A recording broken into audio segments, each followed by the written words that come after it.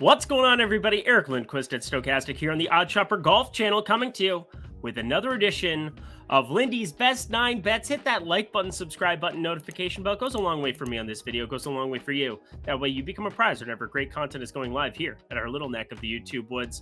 I got producer Alicia alongside me like I normally do here on these Tuesdays, but also I want to throw a special shout out to Jordan Klein for making me paranoid about how dark and dungeonous my room is. I grew up in the darkness. I was born in the darkness, but also I was born to make good outright golf bets here. That's kind of the thing that I've been smashing for 7-8 years. It's the thing that got me into sports betting initially. And well, the process has really come through, not just in the outright department, but I want to just give a special shout out to myself. Yeah, you heard me. I'm going to do a special shout out to myself to start off today because we were profitable in the PGA Championship without hitting a single outright on this program. You heard me. Pretty wild stuff. Matchup, we smashed both of those. We had, I've got to double check just to make sure. Keith Mitchell plus 125 against Russell Henley. Vito Pereira plus 106 versus Russell Henley. Henley misses the cut. Mitchell and Pereira make the cut. W's across the board, plus money there. Bryson DeChambeau to make the cut, called that one, put himself into contention. Why I didn't bet him as a top 10?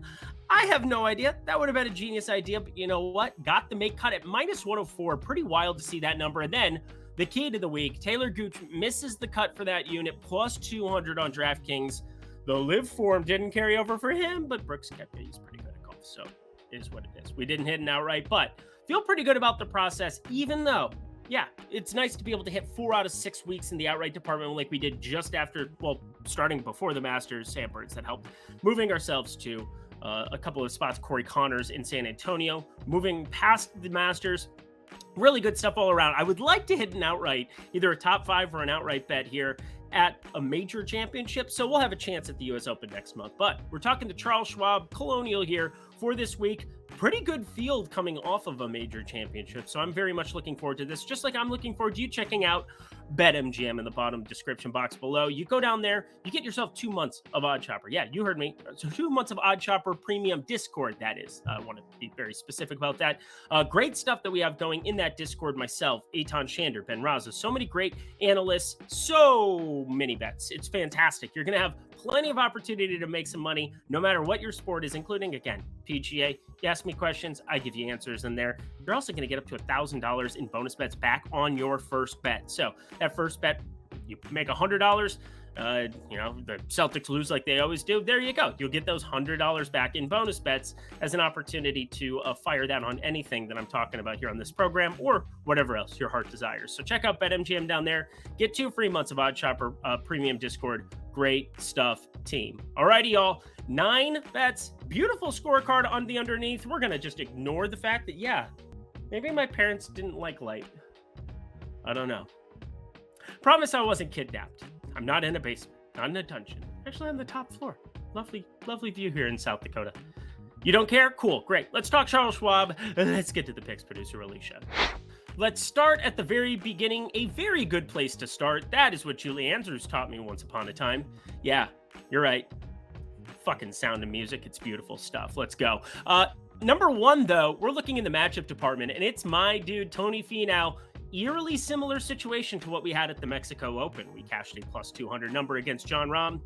Sitting at plus 170, best available number I have. You who have bet 365, congratulations. You can also sign up for that in the video description box below. It's upsetting. It's only available in 4 stores. 4 states. That's Colorado, New Jersey, Ohio, Virginia as of right now, and Canada. Oh, hey, that's good stuff.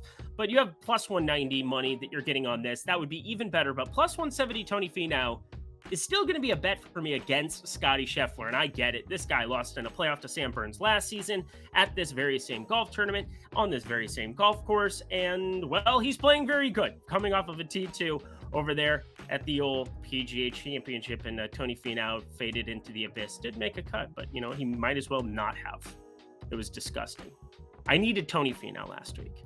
That would have been enjoyable. But we're going to be getting invested in this matchup department because you get on some of these PGA Tour events where iron play is going to be at a premium. Tony Finau's been as good or better at times than Scottie Scheffler, which sounds like a very stupid thing to say out loud, but It's kind of true. You go through some of the numbers. He has third strokes gain approach just behind Scottie Scheffler, but it's a very nominal gap. And we've seen some massive gains. 2.5 at the Wells Fargo, 6.1 at the Mexico Open, 6.6 at the RBC Heritage, 4.3 at the Players, 5.5 at the Arnold Palmer, 4.5. Are you sick of this? I think you're getting the idea. He gains a lot of strokes in the old approach department. In this golf course, hit your fairways. You're hitting a lot of 3 woods and 2 irons off of it, and then hit things close to this hole. Smaller greens, a lot of opportunity for approach players to really just smash. So Scottie Scheffler, I expect him to play well here. I think everybody does. He's minus infinity to top 10. It is what it is. It's not infinite. It's like 200, but whatever. I'm just looking at Tony Finau as your dude who can get it done in some of these events where it's not every stud player, not golf courses like last week where he was a little bit off in just about every facet of his game. Do I expect him to lose nearly 2 strokes off the tee going forward? No, I do not. He's getting like 3.9, 5.2, 1.7, 2.4. Those are 4 of his last 6 golf tournaments. So Tony Finau, I'm getting close to that 2-to-1 money. Again, plus 170, not close, I guess. The plus 190 people, congratulations to you. I hate you. Get that plus 170, though. I still think that's a good wager. Getting Tony Finau against Scottie Scheffler, huh? Can we run it back? Let's run it back. To hole number 2, and I'm looking at 2 Southern California players who I would say have had a subpar beginning of their summers, that being Max Homa and Collin Morikawa. And where am I going with this one? Well, we have seen Max Homa play very well at some elite events. We're talking the Farmers Insurance, went completely nuts there. Goes to the Genesis, finishes 2nd there behind Jon Rahm at Tiger's tournament. We've seen some good stuff, but of late, 55th at the PGA Championship. Played well at the Wells Fargo, but he always plays well over at the Wells Fargo, is what it is. The RBC misses the cut there. The Masters, 43rd. Pretty lackluster golf that we've seen of him. And Collin Morikawa, I would say kind of the same thing for him. Missed cut at the Wells Fargo, 26th at the PGA, 31st RBC Heritage. But we've seen that Players Championship 9.4 strokes gain approach. And even in those last 3 weeks I just rattled off, 3.2, 4.3, and 3.2 strokes gained with the approach. We're talking about his iron play still being one of the best iron players in the world. That's his calling card. And now I get to attack Max Homa, somebody who outside of the state of California and the Wells Fargo, again, he always plays well over there at Quail Hollow. I feel pretty confident that Collin Morikawa at minus 120 is a pretty good wager. Max Homa, even money going up against him. I don't find this to be even in terms of their iron play, in terms of their ball striking alone. And has Homa had a very impressive season? Is he just outside the top 10 in strokes gain approach here? Yes, he is. But Morikawa is 2nd in this field in the course of the last 50 rounds. That is what he does, people. Plus, the saw looked okay to me at the PGA Championship. Went back to the saw putting grip. I was paying attention to some of those short knockers on ESPN. So, it always makes you feel a little nervy. Yeah. Us golfers were sick, people. Looking at hole number 2, Collin Morikawa to beat Max Homa. Half a unit across the board once again this week. Let's go. To the make-miss cut department we go for hole number 3, and I can't believe I'm about to say what I'm going to say.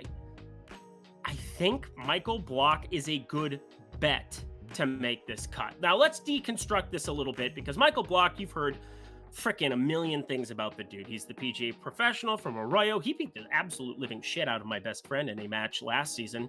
Fun fact about that, when the amateurs, the best amateurs from Southern California, played the best professionals from Southern California. Well, Michael Block is the best professional golfer in terms of PGA professionals, the guys who teach and do this for a living.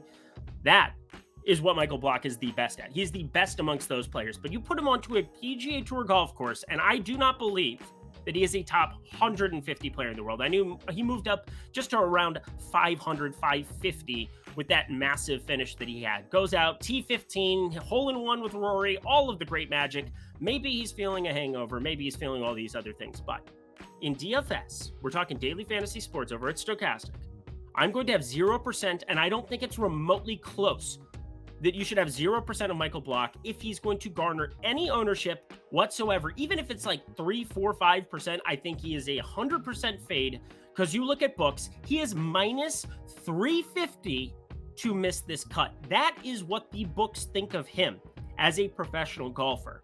But because I am going to have 0% of him in DFS, I'm going to have a sprinkle of him to make this cut. So tell yourself, what are your goals?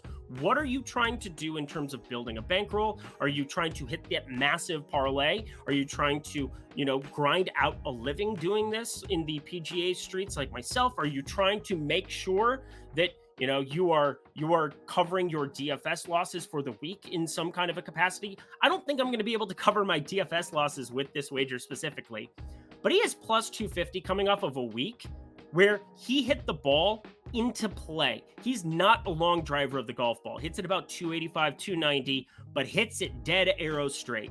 That is a really good quality for Colonial. I will say that. Do I think it's a good quality for Colonial compared to the rest of the field? Is he a PGA Tour caliber player? I think the answer is a resounding no. But BetMGM, we're talking, the sponsor of this program, has this number, and I'm sorry, I keep talking with my hands. It's kind of a thing today. Plus 250. Stop it, producer Alicia. Plus 250 for BetMGM for Michael Block to make the cut.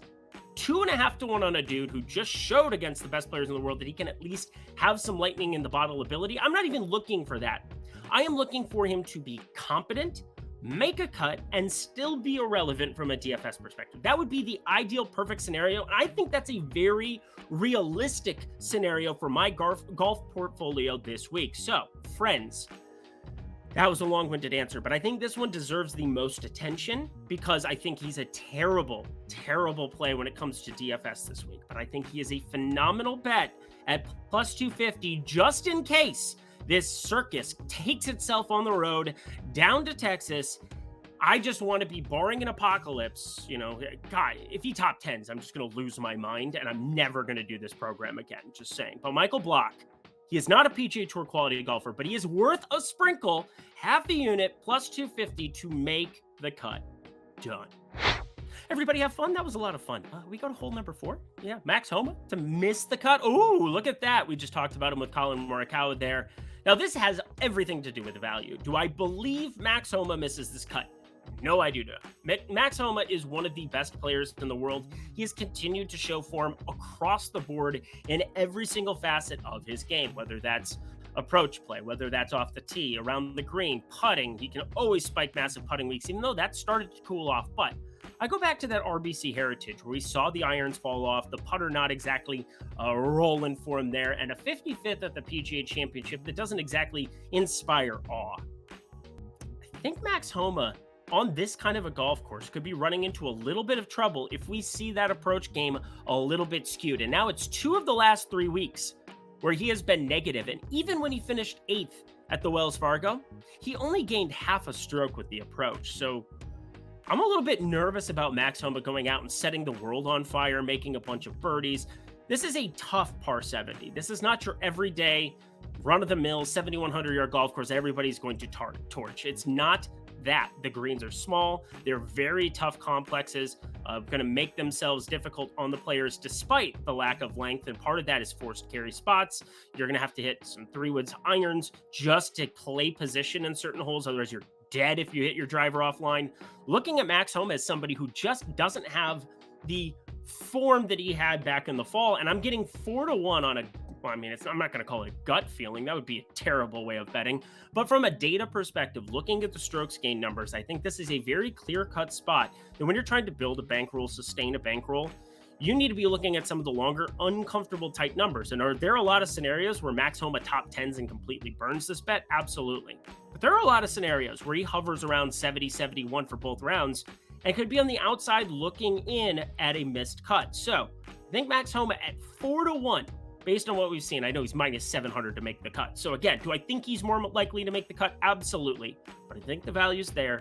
I think there's a chance Max Homa doesn't see Saturday and Sunday at the Colonial. Hole number 4 misses the cut. Max Homa. You want to bet? Why not bet at BetMGM, friends? You go to that video description box below, click on that link. It takes you about 2 minutes to sign up, but this is called Odd Shopper for a reason. We are shopping for the best odds every single day, and I can't tell you how many of those numbers this week are at BetMGM. I'm talking about multiple plays on my card coming up. I have 1, 2, 3, 4 of the best 9 plays. So 4 of my 9 plays have BetMGM as the best book available. That's a big deal. You're talking about Caesars, FanDuel, DraftKings, it has better numbers for a lot of the plays that I like going into this week. So why wouldn't you check out BetMGM? Go to that video description box below. And also, you get 2 great offers along with the best odds that you're signing up there. One, you're going to be able to get up to $1,000 in bonus bets back into your account to fire on whatever you want when that first bet loses, or if that bet first loses. If you win, congratulations. Take your money, run, continue to fire it over at BetMGM in some of these golf plays that I've got for you, or withdraw it. Fantastic stuff. But number 2, you're going to get Odd Shopper Premium Discord for 2 months. Everything that myself, Ben Raza, Eitan Shander, all of those great analysts that you know and love here at the Odd Shopper Golf channel and the Odd Shopper channel will be bringing their betting cards to you every single day. Except for me, I don't post on Saturdays. It's the day of my wife. You know, it is what it is. But BetMGM, you want to be firing that up. You need to be firing it up because, again, I want you shopping for the best lines. That is how you just flat out make money doing this. Never, ever, ever bet at worse numbers when you can get more available numbers and it's available in your state. BetMGM, check them out. Only if you're 21 and over. And if you have a gambling problem, please call 1-800-GAMBLER. Alrighty, y'all, let's get to the outright section. 5 plays on my outright card. Let's get to it. You want to talk a long shot? Oh, Honey Bear. We talked about him on a couple of programs last week, and he was somebody that I had my eye on coming into the PGA Championship, which is ironic, because he had 2 missed cuts coming into it. But I felt pretty eerily confident that Sepp Straka was going to put himself into contention. Did I bet him as a top 5? Sure did. Did he miss by 2 spots? He sure did. Didn't feel good. But you know what? We're going to be running him back. I might be throwing some each ways, but I want to throw that out there. When I talk about some of these outrights, you can definitely each way them. You can get top 10, top 20 numbers that are really, really nice here. And I think the top 20 number on Sepp sitting at plus 450 is the best of this grouping that I'm going to talk about. That will definitely be on my card as well. So wanted to throw that in there. Now, let's make the case for why the hell I'm talking about Sepp Straka in this portion of the program. He's 5th in strokes gained approach in the last 50 rounds amongst this entire field. That's pretty wild when you talk about this being a better field than you normally see the week after a major. And I know RBC Heritage elevated event, Colonial coming into this one, you have a ton of the top players. And it definitely is a field that doesn't typically exist the week after majors, even though it's now shown up twice so far this year. But what I'm getting at is the iron play can spike to such crazy degrees that you want to be invested in this dude, because there are specific golf courses, these targeted small green, difficult type golf courses that he plays really well. I'm talking about the Honda, where he finished 5th this season, had put himself into contention the year before and won at the Honda in 2022. Well, he finished 5th, gaining 7.6 with the approach, gained 5.6 with the approach at the Century, even though that doesn't fall into the category of what I'm talking about. The Valero, 4.2 strokes gained approach, 22nd in that event. And then that PGA Championship last week, 10.4 strokes gained approach, led the field, ridiculous, stupid, absurd things. Just needed to probably roll the rock a little bit better. 0.1 strokes gained putting. That's not going to do it, friend. But if he can be flat in the putting or a little bit better in the putting department and continues to ball strike it like this with these irons, that's a ridiculous combination. Now, there are a lot of ways he misses this cut and doesn't show up. But we're getting 110 to 1. 110 to 1 on Sepp Straka with this kind of a pedigree now. He's started to be kind of Sam Burns-esque in my eyes, where he can spike those irons in such a ridiculous way. Spike the putter. We saw 2nd at Sanderson Farms with 4.9, 2nd at the FedEx St. Jude during the FedEx Cup playoffs last season, Bermuda Grass 2, 6 strokes gained putting in that department. He might just be the dude who shows up randomly at times and you want to be invested. So I've got him for a top 20 play at plus 450, but also my biggest long shot on the card at plus 110 over at FanDuel Sportsbook. Hole number 6, and this is a surprising play to me because I don't think he's ever been on my betting card. In fact, I don't even think I've ever talked about him. Tom Hoge. Maybe I've talked about him in a miscut section or something, but either way, Tom Hoge plays these style of golf courses pretty darn well himself. I'm talking about the AT&T Pebble Beach Pro-Am. I know that they need to elevate that thing next year, that's for sure. I would love to see the best players in the world over at Pebble for a weekend. I bet you would too. We could all make a drive out there, go kick it, have a couple drinks, hang out with, will he still be there? Clint Eastwood. He could probably get around okay. He's going to be socializing with the ladies, that's for sure. But I'm looking over here at Tom Hoge as an iron player, friend, and he is 4th amongst this field in terms of strokes gained approach over his last 50 rounds, and 37th with the putter, 9th strokes gained ball striking. I think he's a little bit underappreciated.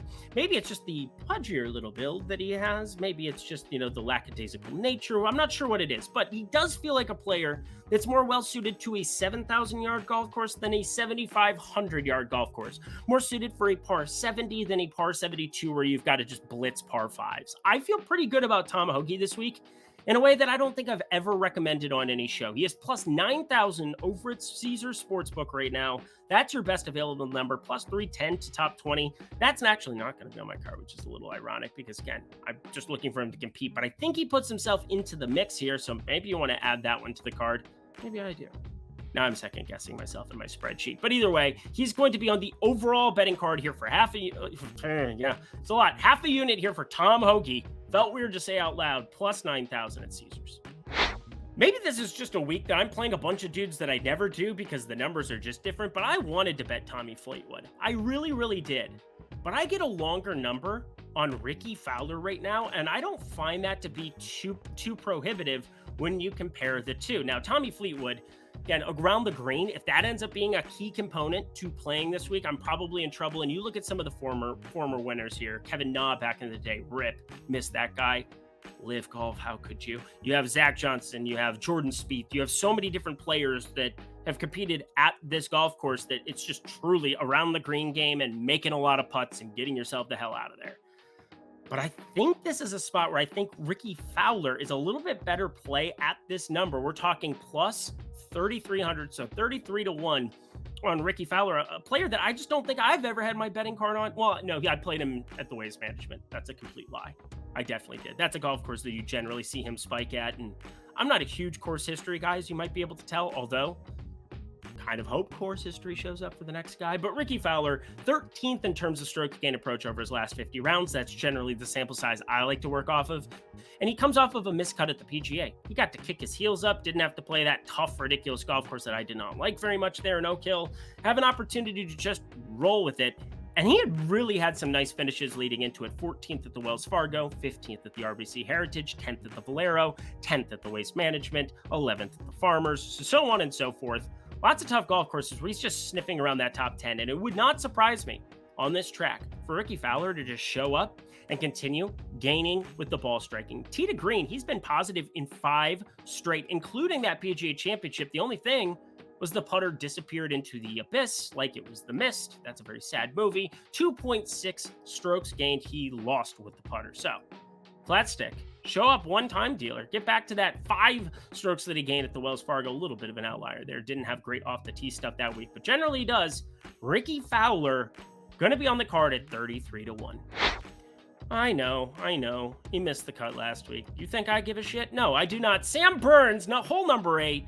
You should have saw this one coming, right, friends? Right?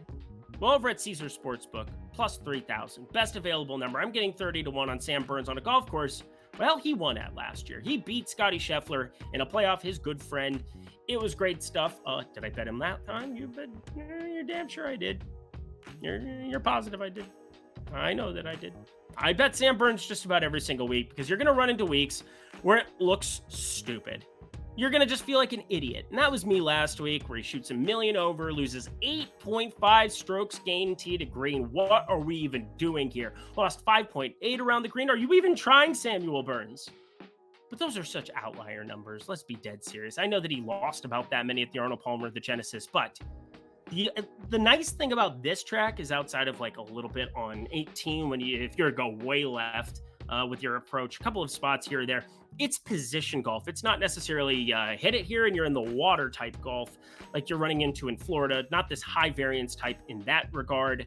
I think this is a really good track. Again, for Sam Burns, what does he do well? He gains across the board and spikes with the putter in these weeks that he finds himself in the winner's circle. And, well, good juju. We've seen him have very strong course history in certain spots, whether it's the Valspar, going to match play in Texas. Again, good vibes maybe from his win so far this season. And let's be serious. We're up money on Sam Burns for the year with that just the 1 week of the match play. How do I not go back to the well? Hole number 8, Sam Burns, put him on your card. And hole number 9, we're going to take it on home, baby. Viktor Hovland here on the card as well. He is my favorite play of the entire week, if you will. He's only 16-1, but you look at some of these numbers and, well, it's pretty tough sledding here if you want to be betting Scottie Scheffler. If you want to be betting any of these other guys sitting at the top, I mean, it's just very, very tough sledding, but I can make a pretty good case at 16-1 at BetMGM, our sponsor, to fire him up. Now, he's one of the favorites for this golf tournament, no doubt about it. He should be coming off of a T2 where he tied Scottie Scheffler at the PGA Championship last week, but this comes down to just pure ball striking. The best thing that you can do to combat bad around the green game is just hit the damn green a lot, and that's what Viktor Hovland does in spades. So I look at the total overall package with Viktor Hovland as kind of the interesting spot. 10.6 strokes gain approach, 3.2 at the RBC Heritage, 7.4 at the Players. We're talking golf courses that are difficult, very, very difficult type tracks. And he continues to gain with the approach every single week, except Wells Fargo. He had one bad week there. Gains off the tee just about every single week as well. He's now been positive in every regard outside of the Century Tournament of Champions, which I really do not care about. Widest fairways ever. Everybody's pretty decent in that regard. So Viktor Hovland, I think he is the shortest play that I would allow for my card to have here. If you want to be playing Scottie Scheffler, you're going to have a different construction of your card than most people. Just have positive EV there.